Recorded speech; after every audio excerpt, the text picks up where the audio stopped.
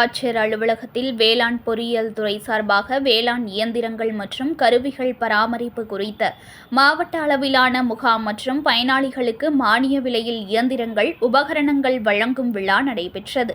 காலை 10:30 மணிக்கு துவங்கப்படுவதாக அறிவிக்கப்பட்டு மதியம் 2:30 மணிக்கு நடைபெற்றதால் பயணிகள் அவதியடைந்துள்ளனர்.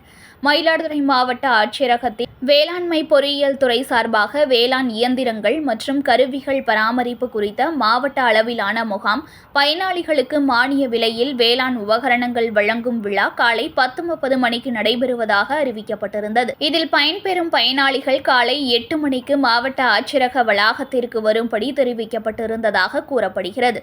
இதனை ஏற்று மாவட்டத்தின் பல்வேறு பகுதிகளைச் சேர்ந்த பயனாளிகள் ஆட்சியர் அலுவலக வளாகத்தில் காத்திருந்தனர். ஆனால் அதே நேரம் மாவட்ட ஆட்சியரகத்தில் விவசாயிகளின் குறைதீர் கூட்டமும் நடைபெற்றதால் விழா துவங்குவதற்கு காலதாமதம் ஏற்பட்டது.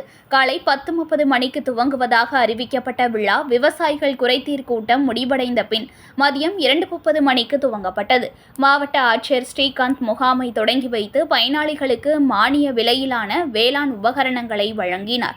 தாமதமாக துவங்கப்பட்ட இந்த நிகழ்ச்சியால் 6 மணி நேரத்திற்கு மேலாக காத்திருந்த பயனாளிகள் கடும் அவதியடைந்தனர். இனிவரும் காலங்களிலாவது உரிய நேரத்தில் விழாவை நடத்த வேண்டும் என பயனாளிகள் கோரிக்கை விடுத்துள்ளனர். செய்திகளை உடனுக்குடன் தெரிந்து கொள்ள லைக் பண்ணுங்க, ஷேர் பண்ணுங்க, சப்ஸ்கிரைப் பண்ணுங்க, மறக்காம கமெண்ட் பண்ணுங்க.